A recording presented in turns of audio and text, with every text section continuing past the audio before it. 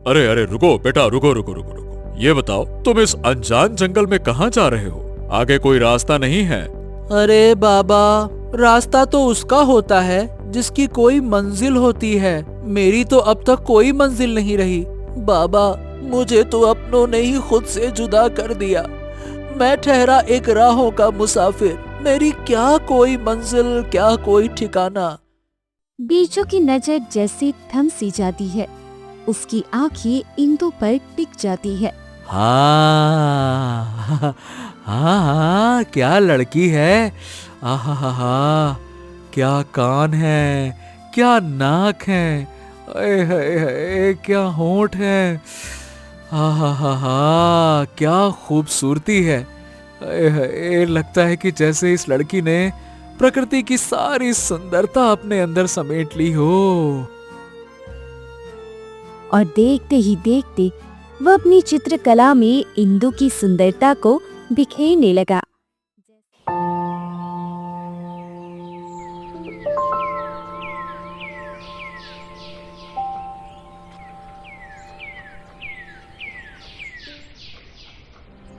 यह कहानी है एक गांव की। यह गांव अपनी शांति और हरियाली के लिए जाना जाता था। लेकिन इसी गांव में एक ऐसा परिवार भी था जिसकी किस्मत हर दिन नए संघर्ष से जूझती थी। सावनपुर में हरिराम नाम का एक गरीब मजदूर रहता था। मेहनत मजदूरी करके किसी तरह 2 वक्त की रोटी जुटा लेता था, पर उस रोटी के अलावा उसकी थाली में जिंदगी ने कभी कुछ ज्यादा नहीं परोसा। हरिराम के 3 बेटे थे, लेकिन किस्मत ने शायद उसका मजाक उड़ाने की ठान रखी थी।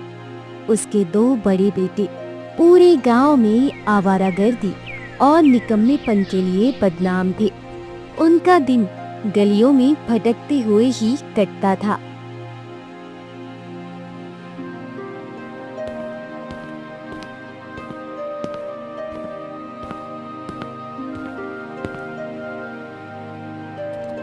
अरे निकम्मो, तुम लोग कुछ काम काज क्यों नहीं सीख लेते हो? आखिर कब तक? हाँ, अरे आखिर कब तक तुम लोग मेरी कमाई हुई रोटी के टुकड़ों पर पलते रहोगे? अरे भाई, मैं बूढ़ा हो रहा हूँ और तुम दोनों आज भी दिन भर गलियों में आवारागर्दी करते फिरते रहते हो। ये जिंदगी मजाक नहीं है बेटा। कभी मेरी जगह मजदूरी करके देखो, तब पता चलेगा एक एक रोटी का मोल क्या होता है। अरे बापू, तू भी ना हर वक्त तो बस काम काज ही करता रहता है। अरे ये घर, ये मकान, ये सारी की सारी संपत्ति आखिरकार ये कब काम आएगी? अरे हम तुम्हारे बच्चे जीना चाहते हैं, जिंदगी के मजे लेना चाहते हैं। तुम नहीं चाहते कि हम मजे से रहें क्या? गजब करते हो भाई। अरे हाँ बापू, भैया बिल्कुल सही कह रहे हैं। आखिर में ये जो थोड़ी बहुत संपत्ति है, ये है तो हमारी ही ना। हम भी कोई गलत तो नहीं कह रहे हैं। अरे भाई, जिंदगी के मजे करेंगे, मजे से जिंदगी जिएंगे।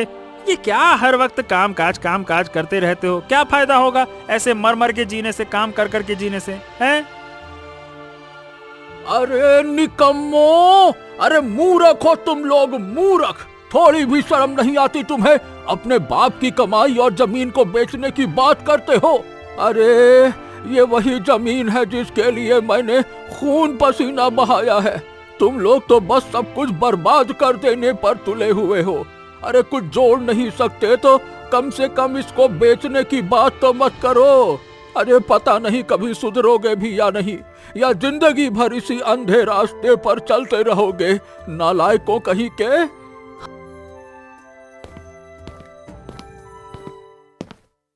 ऐसे ही समय बीतता गया। हरिराम की तबीयत अब पहले से और भी ज्यादा ढल चुकी थी। जिस शरीर ने जिंदगी भर अपने बच्चों के लिए मेहनत की थी, अब वो थक चुका था। और फिर कुछ ही दिनों बाद उसने अपनी आखिरी सांस भी छोड़ दी।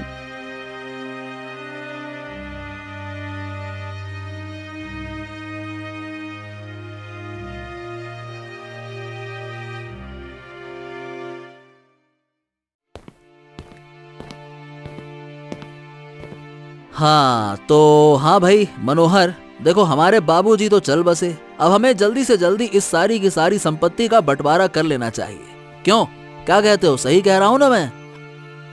हाँ हाँ बिल्कुल बड़े भैया, आप बिल्कुल सही कह रहे हो।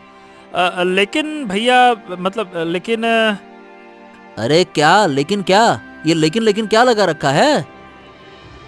मतलब ये है कि हम दो लोग थोड़े न है भैया, वो हमारा छोटा भाई बिरजू भी तो है, हमें उसे भी तो इस संपत्ति में हिस्सा देना होगा ना, और ऐसी हालत में तीनों में बराबर बंटवारा करना पड़ेगा।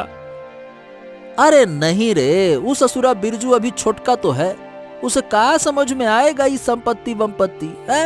मैं तो कहता हूँ हम दोनों आपस में मिल बांट के बांट लेते हैं सब कुछ, और उसे कहीं दूर किसी काम धंधे के बहाने घर से बाहर भिजवा देते हैं, काम ही खत्म, और क्या।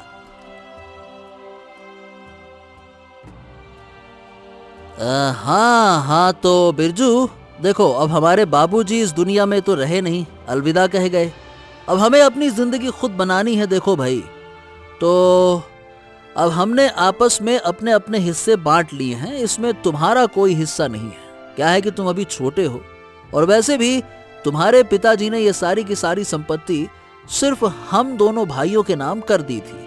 अब तुम इस घर में नहीं रह सकते हो भाई, तो बस नहीं रह सकते हो तो जाके देखो तुम्हें कहाँ रहना है, क्या करना है, पर हाँ इस घर से चले जाओ, बस यही तुमको समझाना था, समझ गए ना? अरे भैया, पर मैं तो अभी छोटा हूँ, मैं भला इस अनजान दुनिया में कहाँ और कैसे रहूंगा? मुझे तो कुछ भी नहीं आता, न काम न रास्ते, मैं कहाँ जाऊंगा भैया? आप कहाँ जाओगे ये हमको नहीं मालूम, बस हम इतना कहेंगे कि बेटा चुपचाप यहाँ से चले जाओ, वरना फिर हम। अपने बड़े भाई की फटकार सुनकर बिरजू अंदर से पूरी तरह टूट चुका था, जैसे उसकी दुनिया ही उजड़ गई हो। ठीक है भैया, ठीक है, लेकिन मुझे आज रात तो यहाँ पे रुकने दीजिए ना, मैं कल हाँ कल सुबह होते ही यहाँ से चला जाऊंगा। हाँ अच्छा ठीक है, लेकिन हाँ कल सुबह तू यहाँ से चले ही जाना, वरना समझ लेना फिर। हाँ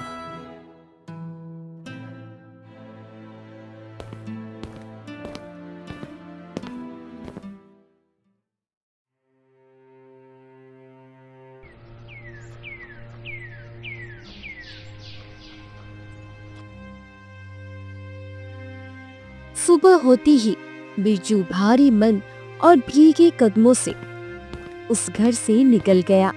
वो बिना किसी मंजिल के इधर उधर भटकने लगा।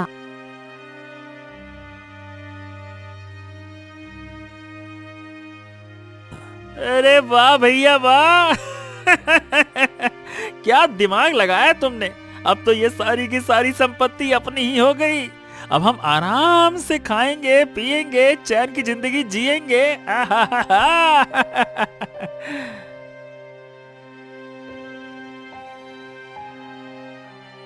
बिरजू चलते चलते अब किसी दूर अनजान जगह पर पहुंच गया था। वो एक वीरान रास्ते से गुजर रहा था कि तभी उसकी नजर एक व्यक्ति पर पड़ी।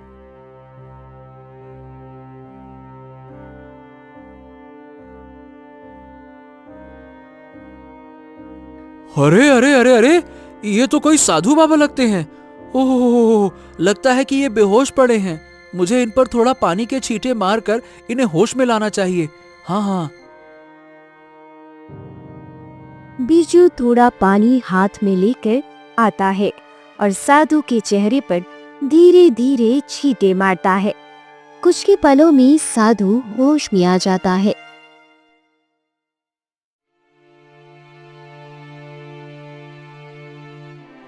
अरे बाबा, आप यहाँ इस हालत में कैसे पड़े थे? आप ठीक तो है ना? कहीं चोट वोट तो नहीं लगी ना बाबा?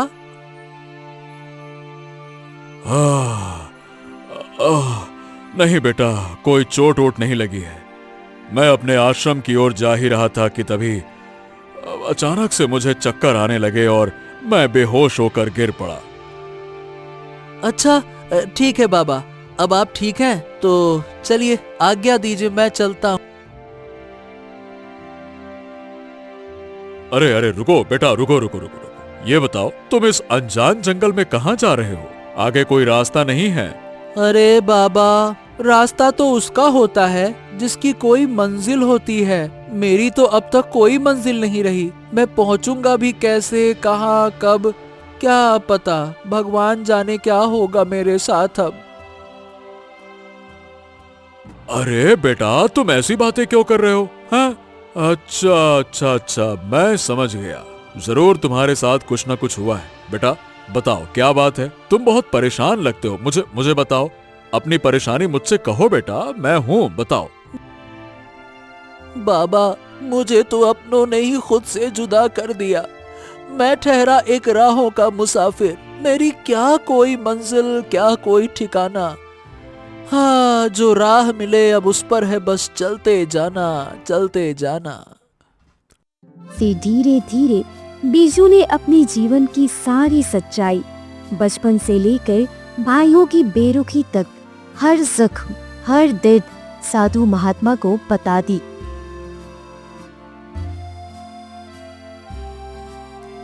हाँ बेटा, हर एक जीव इस संसार में एक मुसाफिर ही होता है, लेकिन फर्क ये होता है कि कुछ मुसाफिर बस चलते रहते हैं बिना दिशा के, और कुछ मुसाफिर अपनी मंजिल को पहचान कर उसकी ओर बढ़ते हैं। पर तुम अब ना ठहरे मुसाफिर, क्योंकि अब से तुम्हारी मंजिल भी होगी और तुम्हारा रास्ता भी होगा। बाबा, मैं कुछ समझा नहीं। आप कहना क्या चाहते हैं? बिरजू, तुम बहुत बहादुर हो बिरजू। इतना सहकर भी टूटे नहीं, यही तुम्हारी असली हिम्मत और ताकत है। अब से मैं तुम्हें अपने साथ रखूंगा। तुम्हें अब इधर उधर भटकने की कोई जरूरत नहीं है। हाँ, आपका बहुत बहुत धन्यवाद बाबा। आपने मुझे रहने के लिए छत दी। आप मेरे लिए रोटी कपड़ा मकान बन गए हैं। अब इससे ज्यादा मुझे कुछ नहीं चाहिए। धन्यवाद भगवान, धन्यवाद।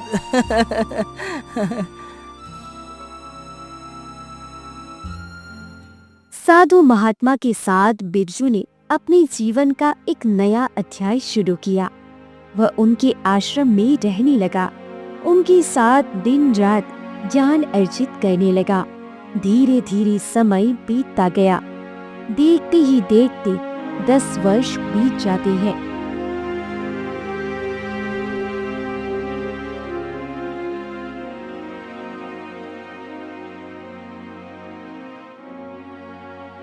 विक्रमगंज नाम के राज्य में महाराज विक्रम का शासन था। उनका कोई पुत्र नहीं था, केवल एकमात्र पुत्री थी। महाराज को जानवरों से बहुत लगाव था।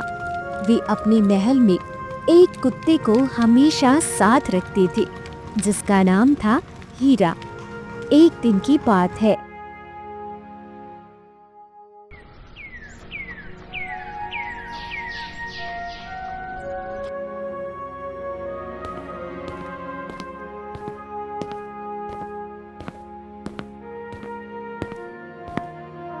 अरे इंदु, कितना सुंदर नजारा है ना। क्या नदी, क्या पानी, क्या कुदरत। आहा, क्या नजारा है। मन तो मेरा ताजगी से भर गया है। हाँ संध्या, मुझे तो राहत ही नहीं मिलती जब तक मैं ये सारी चीजें देख ना लूं। सच में बहुत ही कमाल का नजारा है, बहुत सुंदर। उधर कुछ दूर वही बिट्टू, जो एक अत्यंत सुंदर युवक बन चुका था और साथ ही एक बहादुर और गुणी चित्रकार भी। वह अपनी चित्रकला के माध्यम से प्रकृति की सुंदरता को जीवन दे रहा था। तभी उसकी नजर उन दो लड़कियों पर पड़ती है।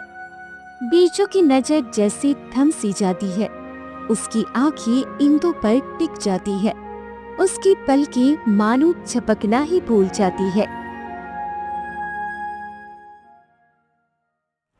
हाँ हाँ हाँ, क्या लड़की है। आहा, क्या कान है, क्या नाक है, अरे हाय हाय, क्या होंठ है। आहा, क्या खूबसूरती है।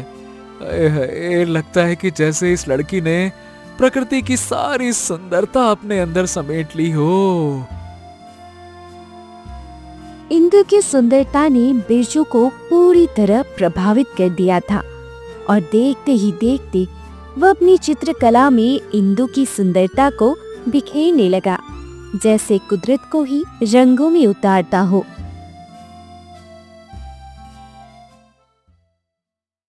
अरे अरे संध्या, संध्या, लगता है हम रास्ता भटक गए हैं। हाँ, अब हमें जल्दी से यहाँ से निकलना होगा, लेकिन यहाँ तो कोई रास्ता ही समझ नहीं आता और कोई है भी नहीं जिसे हम पूछ सके। अरे हाँ, वो देखो, वहाँ कोई खड़ा है। चलो चलो, उसी से रास्ता पूछ लेते हैं।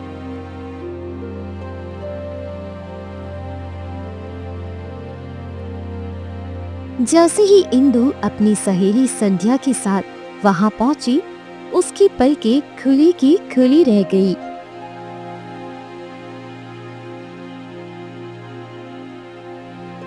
अरे वाह वाह, ये तो मैं हूँ, मेरी ही तस्वीर है। आप इतनी अच्छी अच्छी तस्वीर बना लेते हैं।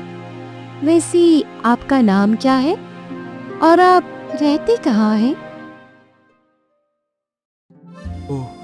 अरे नहीं नहीं नहीं नहीं नहीं, ऐसी कोई बात नहीं है। एक कलाकार तो हमेशा अपनी कलाकारी में गलती ढूंढता है ताकि वो और भी सटीक बना सके।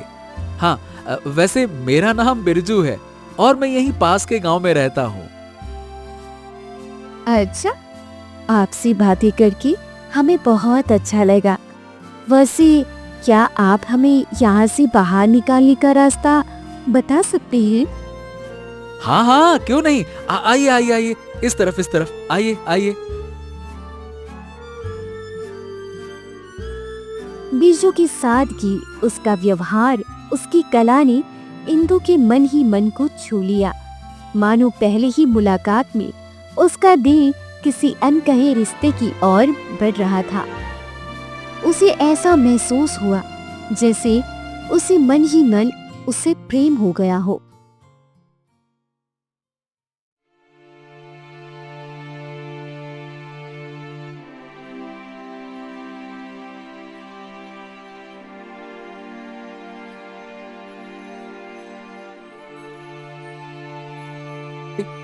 अरे ठीक से, लगता है कि इस बार ये तस्वीर काफी सुंदर बन जाएगी।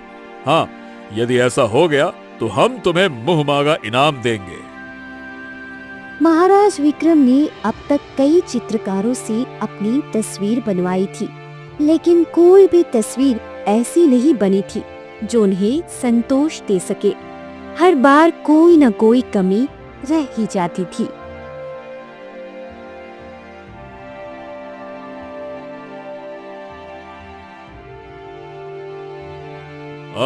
तो अब हीरा को बुलाया जाए। हीरा, जो कि महाराज विक्रम का अत्यंत प्रिय कुत्ता था।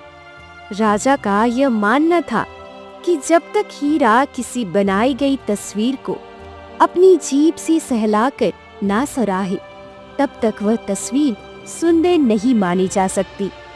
इस बार भी वही हुआ। चित्रकार ने पूरी लगन से तस्वीर बनाई। महाराज ने बड़ी उम्मीदों से देखा, लेकिन हीरा ने तस्वीर की ओर देखा तक नहीं और अपनी जीभ से एक बार भी नहीं सराहा।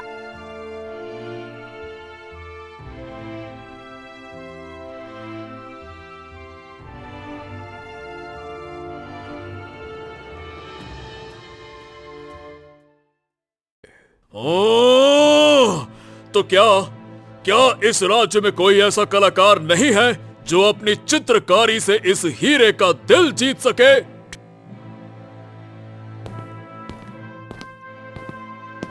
रुकिए पिताजी, हाँ, यह बात तो सही है कि अब तक कोई भी चित्रकार हमारे हीरा का दिल नहीं जीत पाया, लेकिन इसका ये मतलब बिल्कुल नहीं है कि ऐसा कोई चित्रकार है ही नहीं। मैं एक ऐसे चित्रकार को जानती हूँ जिसे बुलाने का निवेदन मैं आपसे करती हूँ। मुझे पूरा विश्वास है कि इस बार वह अवश्य इस परीक्षा में सफल होगा। ठीक है इंदु, हम तुम्हारे विश्वास पर ये आस लगाकर रखेंगे।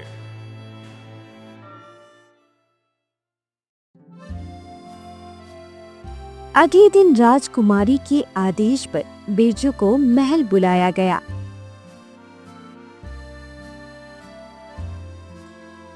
अरे अरे अरे, ये तो वही लड़की है जो मुझे उस दिन जंगल में मिली थी, लेकिन ये तो राजकुमारी लगती है।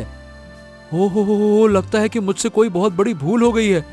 हे भगवान, अब शायद मुझे कोई सजा मिलेगी। हाँ बिरजू, हमने आपकी काफी तारीफ सुनी है। आप काफी विचित्र और अनोखी चित्रकारी करते हैं। फिर राजा ने बिरजू को बड़े ही सहज और विनम्र तरीके से सब कुछ समझाया।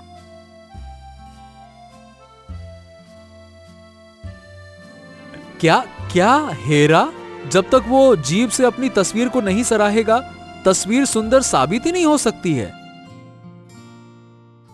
अरे ये कैसे हो सकता है? एगो कुत्ता, ई ससुरा कुत्ता तस्वीर को कैसे न्याय देगा कि ये सुंदर है कि खराब है?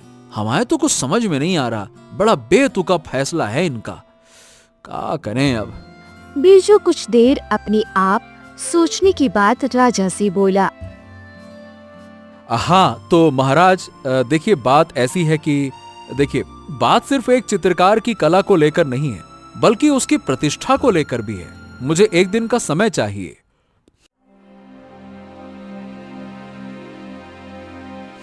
ठीक है, तुम्हें एक दिन का समय दिया जाता है।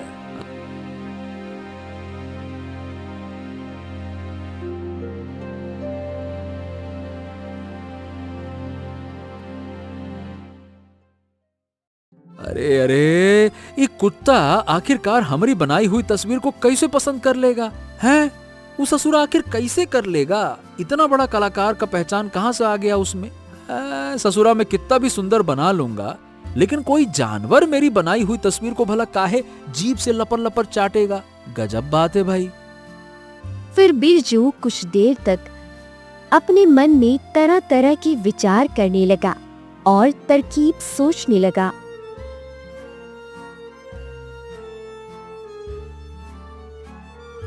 अच्छा, अब समझ गया कि ये ससुरा कुत्ता कैसे मेरी बनाई हुई तस्वीर को अपनी जीभ से लपर लपर चाटेगा। अब समझ में आया। अरे लालच, हाँ, एक ऐसी चीज है जो अच्छे अच्छे लोगों की नीयत बदल देती है। और ये तो ससुरा कुत्ता है, कुकुर।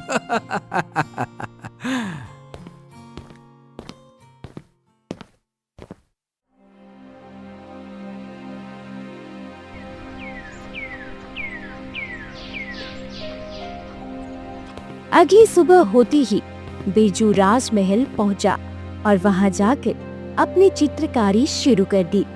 कुछ देर बाद बिरजू ने महाराज विक्रम की एक सुंदर तस्वीर तैयार कर दी।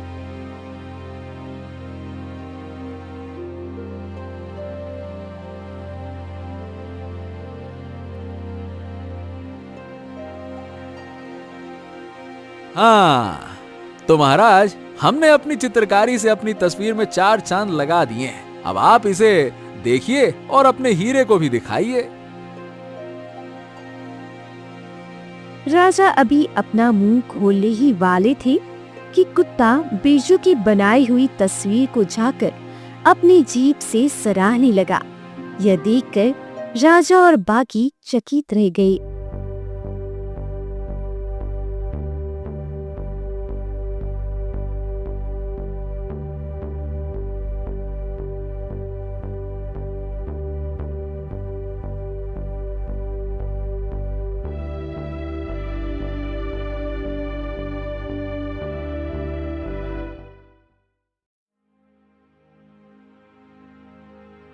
अरे वाह वाह वाह वाह वाह, क्या बात है, क्या बात है।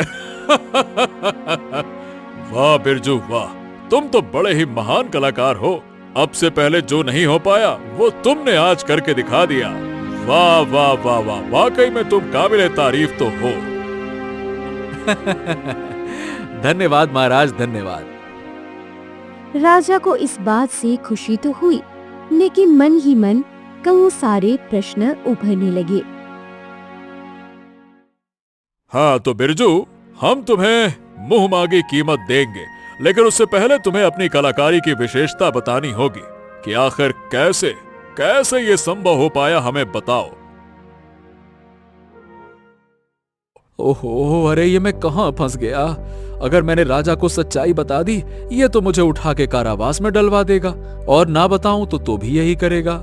हे भगवान, ये मैं कहाँ फंस गया।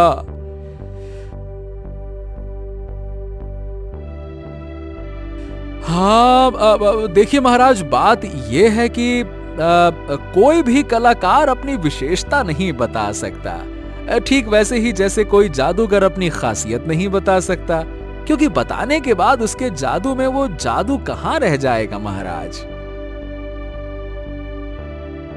बिरजू, ये तुम बातों में हमें गोल गोल मत घुमाओ, तुम्हें हमें बताना ही पड़ेगा, नहीं तो हम तुम्हें कारावास में डलवा देंगे, समझे? इस बात से डरकर बिरजू ने सारी सच्चाई बतानी शुरू कर दी। महाराज महाराज, बात यह है कि कोई भी जानवर भला ये कैसे न्याय कर सकता है कि कोई कलाकार कितना महान है। यही सोचकर हमने एक तरकीब निकाली। हमने अपने चित्र वाले कागज पर किसी दूसरे जानवर का मांस का लेप लगा दिया, ताकि ये कुत्ता इस मांस की सुगंध और लालच के कारण मेरी बनाई हुई तस्वीर को अपने जीभ से चाट सके, यानी कि आपके हिसाब से सराह सके। बस ठीक हमने वैसे ही किया महाराज, और यही तरकीब काम कर गई।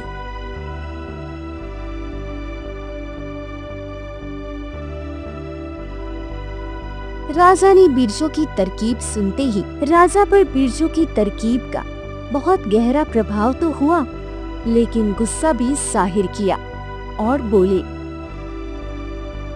इसका मतलब तुमने छल किया, तुमने हमसे छल किया बिरजू। हम तुम्हें कारावास की सजा सुनाते हैं, तुम 5 वर्ष तक कारावास में ही अपना जीवन व्यतीत करोगे।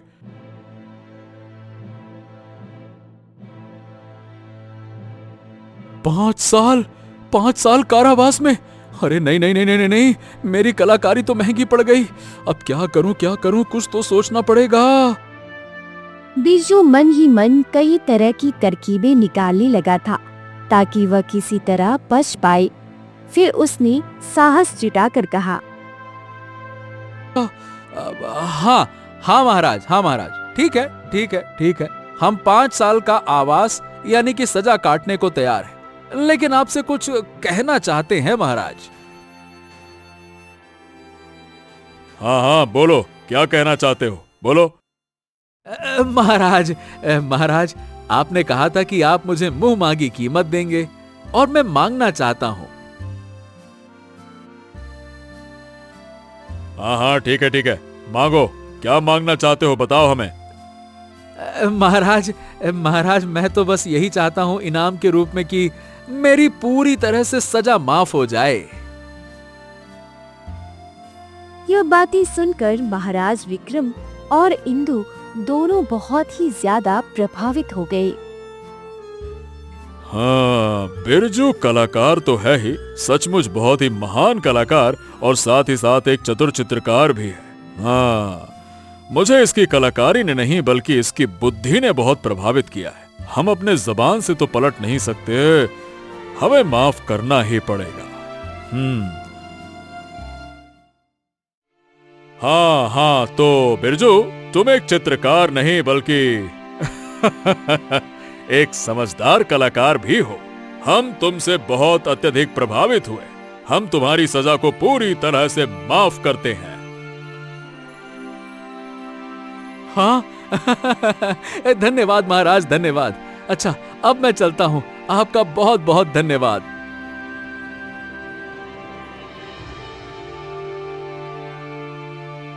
हाँ, ठहरो बिरजू, हमें तुम्हें एक और इनाम प्रस्तुत करना है। अगर चाहो तो तुम उसे भी अपना सकते हो। हाँ, क्या इनाम? कौन सा इनाम महाराज? मुझे तो मेरा इनाम मिल चुका है। अरे नहीं नहीं नहीं, तुम्हारा इनाम अभी बाकी है। हमारी पुत्री इंदु ने हमसे पहले ही अपने विचार बता दिए थे कि वो तुमसे बहुत प्रभावित है। वो आपको बहुत अधिक पसंद करने लगी थी पहली ही मुलाकात में। हमारी बेटी यानी कि राजकुमारी इंदु तुमसे विवाह करना चाहती हैं। क्या तुम उन्हें अपनाना चाहोगे? सोच लो।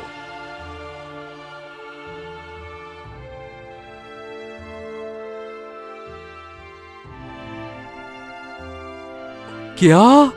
अरे, वैसे भी पहली नजर में मुझे इंदु पसंद आ ही गई थी, और अब तो वो मेरी पत्नी भी बनना चाहती है। ये तो सोने पे सुहागा हो गया। हाँ। कुछ देर विचार करने के बाद बिरजू ने महाराज से कहा,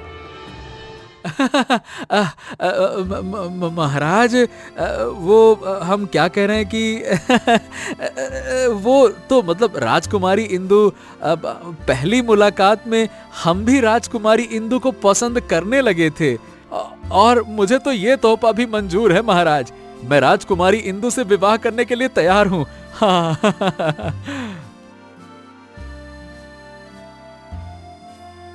बिरजू और राजकुमारी इंदु का शानदार विवाह हो गया, और जो कभी एक साधारण चित्रकार था, वह अब विक्रमगंज का महान राजा बन चुका था।